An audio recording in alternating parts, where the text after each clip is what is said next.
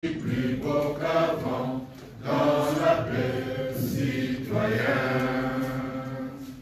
entonné, l'hymne sacré de notre solidarité,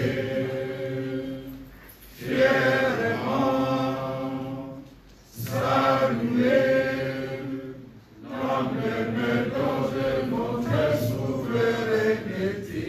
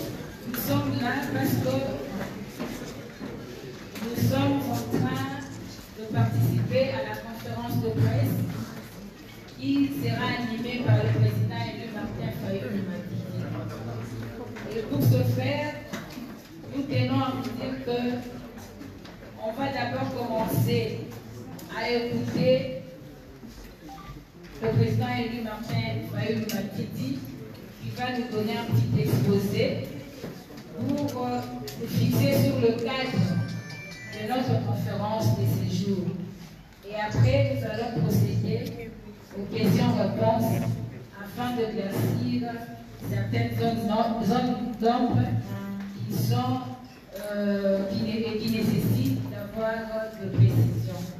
Sur ces, sans pour autant tarder, nous vous prions d'être attentifs et d'écouter le président élu.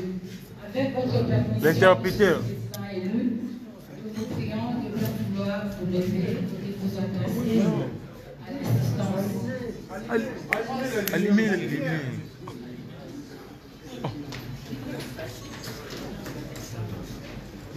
Oh, Pimbo. Nous vous demandons également, chers participants, de pouvoir mettre le téléphone sur votre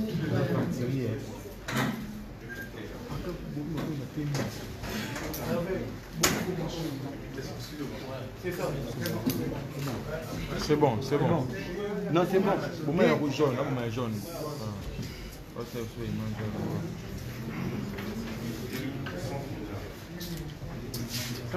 Merci, Madame Moboni. Très chers amis de la presse, je vous salue tous et toutes. Je vous remercie d'être venus à cette conférence de presse qui se tient à un moment exceptionnel où tous les pays du monde se battent contre la pandémie du coronavirus. Ainsi, avant toute chose, je voudrais saluer une fois de plus le personnel soignant de notre pays, ainsi que les médecins, les laborantins et les agents de l'INRB qui sont tous entièrement engagés aux côtés du docteur Mouyembe pour sauver des vies. Par cette même occasion, je présente mes profondes condoléances aux familles des victimes de cette terrible maladie. Et je souhaite un prompt rétablissement aux malades. Qu'il me soit également permis d'exprimer mes sincères remerciements au gouvernement des différents pays et aux organisations internationales pour avoir apporté au peuple congolais secours, solidarité et assistance. Nous continuons à implorer l'Éternel pour épargner davantage les vies de nos populations. Très chers amis de la presse, comme vous le savez, notre pays est au bord du chaos. C'est ainsi que j'ai souhaité vous rencontrer pour que nous échangions autour de quelques points majeurs de la vie politique nationale. et essentiellement de la situation des Guinéens. Commençons d'abord par la commémoration du génocide du peuple congolais.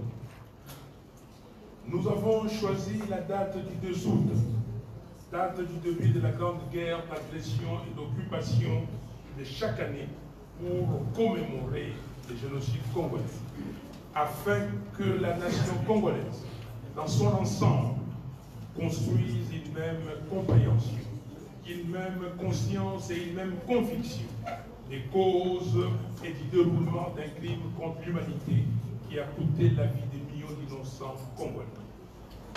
Ces hommes qui ont été sauvagement massacrés, ces femmes qui ont été violées et méchamment tuées, et ces enfants qui ont péri dans les conditions les plus cruelles, ne doivent jamais être oubliés. Ils sont nos parents, oncles, tantes, cousins, frères, sœurs, enfants, voisins, collègues. Leur visage habite encore beaucoup de nos consciences. Leur voix résonne encore dans plusieurs de nos oreilles. Le 2 août de cette année 2020 à Kinshasa, dans toutes les provinces du pays et dans la diaspora à travers le monde, les Congolais étaient nombreux à dire avec panache que ces lourds tributs payés par notre patrie ne doit pas être oublié. Nous ne devons pas l'oublier. Nous avons décrété cette commémoration parce que se souvenir d'une telle tragédie, c'est aussi et surtout à la fois vouloir comprendre le processus historique et social qui ont rendu possible cette violence inouïe et transmettre l'horreur de ces crimes pour que cette histoire ne se répète plus jamais dans notre pays.